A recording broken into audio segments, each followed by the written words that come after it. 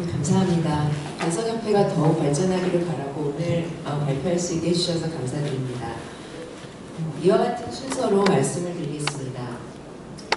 단백질의 향상성이라는 것은 단백질이 만들어지고 잘 접혀서 올바른 위치에 트래픽해서 기능을 하고 또 잘 분해가 되는 이런 여러 경쟁적이면서도 통합적인 과정들에 의해서 유지가 됩니다.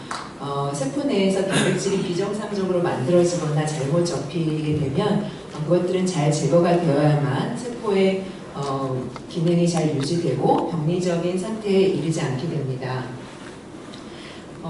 잘못 접힌 이런 미스폴리드 단백질은 처음에는 몰리큘러 셰퍼론이라고 하는 잘 아시는 시작 프로테인 패밀리들에 의해서 인식이 돼서 잘 접히게 하려고 이제 합니다. 그렇지만 그것이 잘 안 되면 라이소좀에서 분해가 됩니다. 진핵세포에 있는 대부분의 단백질, 약 한 80% 단백질은 유비키틴이라고 하는 단백질의 표시가 된 후에 프로테아좀이라고 하는 이런 단백질 분해 효소 복합체를 통과하면서 분해가 됩니다. 여기서 유비키틴, 이제 프로테아좀 시스템이라고 하는데요. 이 UPS에 의해서 단백질이 잘 제거되지 못하면 그런 단백질들, 특히 좀 사이즈가 크고 좀 덩어리가 큰 에그레게이스트가 될 경우에는 이것들은 자가포식 오토파지에 의해서 제거가 되어야만 합니다. 이러한 UPS와 오토파지의 조절이 프로테인 향상성, 단백질의 향상성과 세포 기능 유지에 매우 중요한데요. 예를 들어서 UPS가 손상됐을 경우에는 이런 자가포식이 좀 상승해 주어야지 단백질 향상성이 잘 유지될 수가 있습니다. 2004년에 유비키틴에 의한 단백질 분해로 3명의 연구자들이 노벨 화학상을 수상하였었고요. 그보다 훨씬 이제 지나서 3년 전에 주로 이제 이스트에서 자가포식 그런 실험들을 통해서 세포의 리사이클링 기전을 연구한 이 오스미 교수가 노벨 생리의학상을 수상하였습니다. 먼저 유비키틴 프로테아조말 시스템에 대해서 말씀을 드리겠습니다. 유비키틴이라고 하는 것은 매우 잘 보존된 한 76개의 아미노애시드로 구성된 단백질이고요. 이 단백질이 ATP 디펜던트하게 유비키틴 액티베이션 엔자임 E1, 유비키틴 컨주게이션 엔자임 E2, 유비키틴 라이게이지 E3에 의해서 이제 일련의 과정을 거쳐서 이 단백질 서브스트레이트의 표지와 즉 유비키틸레이션이 됩니다. 이렇게 이제 폴리 유비키틸레이션 된 단백질이 앞서 말씀드린 그 26S 프로테아좀을 통과하면서 분해가 됩니다. 이런 유비키티네이션 된 서브스트레이트는 다시 디유비키티네이션 엔자임에 의해서 다시 유비키틴과 서브스트레이트로 분해가 돼서 이제 세포 내에 이런 유비키틴 풀이 유지가 됩니다. 이 UPS는 단백질의 항상성뿐만 아니라 우리가 알고 있는 세포의 매우 중요한 여러 가지 역할들, 셀 사이클, DNA 리페어, 트랜스크립션, 시그널 트랜스덕션 등 매우 중요한 기능들을 합니다. 이 UPS가 보다 작은 단백질들을 재빨리 세포 내에서 분해하는 과정이라면 보다 크고 오래 이제 존재하고 덩어리가 큰 것들은 오토파고잠이라고 하는 이중막으로 둘러싼 후에 라이소즘과 퓨전을 통해서 라이소즈말 하이드롤레이즈에서 분해가 됩니다. 과거에는 이러한 UPS와 오토파지가 서로 각각 프로테아좀과 라이소즘으로 단백질을 보내서 분해하는 독립적인 그런 시스템이라고 생각을 했는데 최근에는 특히 P62 같은 이런 몰리큘이 양쪽 패스웨이에 중요한 역할을 한다는 것이 알려지면서 두 패스웨이 간의 크로스톡에 대한 연구가 활발하게 이루어지고 있습니다. 그 예로 이런 101.3 단백질의 어떤 그 엔자임들의 활성도에 따라서 프로테아주말 패스웨이로 디그레이션 된다든지 아니면 라이소좀 쪽으로 간다든지 또 이런 키 몰리큘들이 E3 라이게이즈와 오토파지를 연결시켜주면서 오토파고점으로 전달해서 오토라이소좀에서 분해되도록 한다든지 하는 여러 가지 패스웨이들이 연구가 되고 있습니다.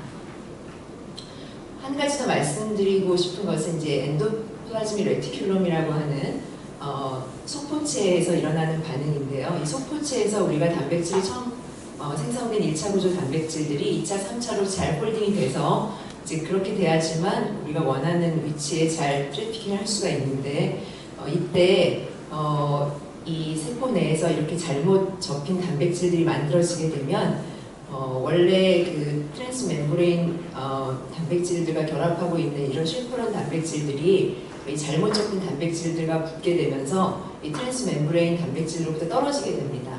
이제 이때 활성화되는 시그널이 우리가 UPR이라고 하는데요. 이 UPR에 의해서 핵 내에서 실포론 단백질들 전사가 활발하게 이루어지게 되고 이런 것들이 잘 이루어지지 않으면 세포사가 유발이 됩니다.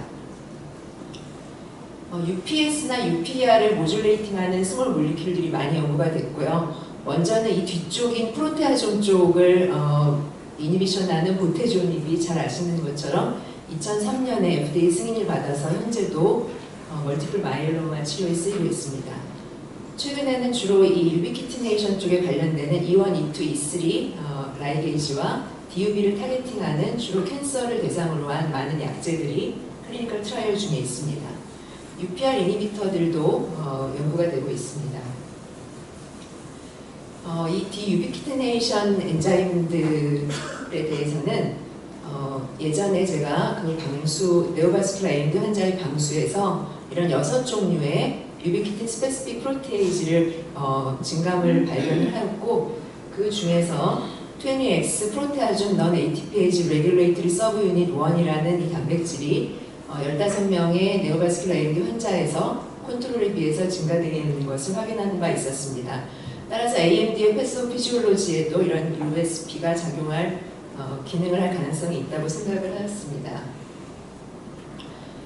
그래서 이 AMD의 타겟 셀인 RPE에서 이 손상된 마이토파지를 제거하는 3기전으로서 셀렉티브 오토파지 하나의 마이토파지 연구를 현재 수행하고 있고 이 마이토파지와 탈유비키틴화 효소의 관련성에 대해서 연구를 하고 있습니다.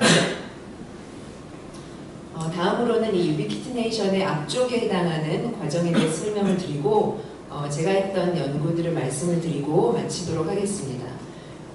이 유비키틴은 이런 컨주게이티드 폼과 프리폼, 모노 유비키틴 사이에 이퀄리브리엄으로 이제 유지가 되고 있는데 E3 라이게이지와 디유비키티네이션 엔자임 간의 활성도에 따라서 조절이 됩니다. 그렇지만 이 유비는 결국 프로테올라이시스 때문에 세포 내에서 일정 부분이 계속 없어지기 때문에 새로 합성이 되어야만 합니다. 메멀리안 지놈, 네. 그런데 이제 그 이전의 연구에서 E3 라이게이즈 중에 하나인 UCHL3가 넉아웃 됐을 때 레티나 디제너레이션이 된다는 연구들이 있었고요. 최근에는 오토조말 도미넌트 레티나이티스 피그멘토사 마우스 모델에서 이 프로테아조말 액티비티를 증가시켜주면 포토리셉터 서바이벌이 증가한다는 연구가 있었습니다. 이러한 그 유비키틴 풀을 유지하기 위해서 메멀리안 지놈에는 이제 4개의 유비 진이 있는데요. 그 중에서 폴리 유비키틴 B 진을 넉아웃시킨 마우스 모델에 대한 연구를 서울시립대 유관열 교수님이 했었고요. 이 하이포살라무스에서 뉴로 디제너레이션이 온다는 연구를 하셨습니다. 잘 아시는 것처럼 하이포살라무스와 레티나는 디엔세팔론 오리진으로 레티나에서도 어떤 병리적 피노타입이 보일 것으로 생각을 하였습니다. 마우스 레티나에서는 UVC 발현보다 UVB, 폴리 유비키틴 B진 발현이 4배가량 높았고요. UVB 진이 넉아웃된 마우스에서는 리액티브하게 아마도 컴펜세이토리하게 UVC 발현이 증가된 것으로 생각하였습니다. 이렇게 UVC가 컴펜세이션하게 증가를 하여도 결국 망막의 UV 풀을 확인해 봤을 때 프리 UV나 UV 다이머 또 히스톤 2A의 유비키티네이션 등이 모두 감소하여서 이 유비키틴 B 넉아웃 마우스 망막에는 전반적인 UV 풀이 감소되어 있는 것을 확인하였습니다. 1개월째 마우스 망막에서는 큰 구조적인 변화를 발견할 수 없었지만 3개월째 정도 되게 되면 마우스 망막이 얇아진 것을 발견할 수 있었고 주로 아우터 뉴클리어 레이어가 얇아져 있었습니다. 6개월에서 9개월째 되면 확연하게 아우터 뉴클리어 레이어가 얇아진 것을 알 수 있었습니다. 아우터 뉴클리어 레이저가 이렇게 확연히 얇아지기 전에 1개월째 어떤 유전자들의 발현들의 변화가 있는지를 조사하였는데 로놉신 진이 유의하게 감소되어 있었고 액티베이티드 글라이얼 마커인 GFAP가 매우 드라마틱하게 증가한 것을 확인했습니다. 단백질 레벨에서도 GFAP의 증가가 확인을 하였고 그 외 다른 뉴로널 마커의 변화는 없었습니다. 한 6개월 이상 올더 애덜트 UBB 너가웃 마우스에서도 역시 로놉신 발현은 감소되어 있었지만 그 외에 S옵신이나 다른 뉴로널 마커들은 변화가 관찰이 되지 않았고 RPE에서도 그로스한 몰폴로지의 변화는 없었습니다. 이 UBB 너가웃 마우스에서는 이런 감소된 UV 풀로 인해서 아마도 레이트 온셋, 슬로울리 프로그레싱 레티날 디제너레이션, 그 중에서도 특히 포토리셉터 디제너레이션이 발생한 것으로 생각하였습니다. 이런 GFAP가 업레귤레이션 된 것에 대해서는 이것이 포토리셉터 디제너레이션에 의한 2차적인 반응인지 프라이머리로 먼저 GFAP 업레귤레이션 된 것인지는 좀 더 연구를 해봐야 될 것 같고요. 그렇지만 이런 UV 풀의 감소로 인해서 UV 서브스트레이트에 영향을 미쳤거나 또는 이런 히스톤의 이런 유비키트레이션이 잘 안 됨으로 해서 전반적인 트랜스크립션에 영향을 주었을 가능성 등을 생각하였습니다. 추가적인 연구가 필요할 것으로 생각하고 있습니다. 감사합니다. 좋은 발표 감사드리고요. 그리고 또 좋은 연구를 해서 또 BBRC라는 또 좋은 저널에 이렇게 게재하게 된 것을 축하드립니다. 이제 BBRC가 굉장히 좋은 저널이지만 또 기초 저널이어서 저희가 좀 잘 임상적인 의미에 대해서 좀 어려운 부분이 있는 것 같은데요. 또 정윤 교수님이 잘 아시겠지만 또 서울대 화학과 졸업하시고 의대에 오셔서 강의하실 때 더욱더 좀 화학적인 부분이 많이 있는 것 같아요. 그런 생각을 합니다. 임상적인 의미는 어떤 게 있나요? 유비키터스가 일단은 이제 어떤 이러한 연구가 의사나 환자한테 주는 임플리케이션은 어떤 게 있을까요?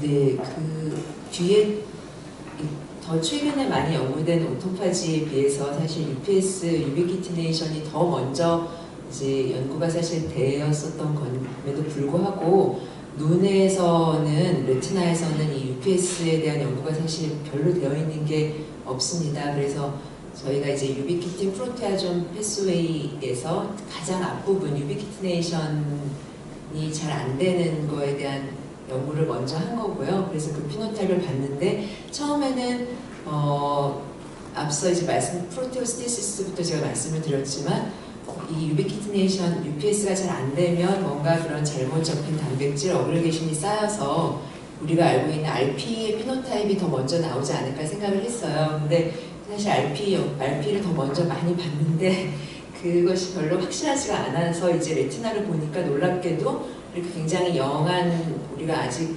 오버탄 디제너레이션이 발생을 안 했는데도 GFAP 업레귤레이션이 굉장히 심하게 돼서 아마도 레티나의 UV에 의해서는 RP 쪽보다는 레티나 디제너레이션이 좀 더 있을 것 같고 그래서 우리가 레티나이티스 피그멘토사나 이런 포토리셉터 디제너레이션과 관련이 좀 더 있을 것 같아서 그런 쪽을 연구하고 있고요. RP 쪽에 대해서는 앞서 잠깐 말씀드린 것처럼 그 디유비키티네이션 엔자임, 유비키틴 스페시픽 프로테이즈나 E3 라이게이즈 이제 이런 것들이 좀 더 중요할 것으로 생각돼서 그런 쪽으로 약간 두 방향이 좀 다를 것 같습니다. 네, 감사합니다. 예.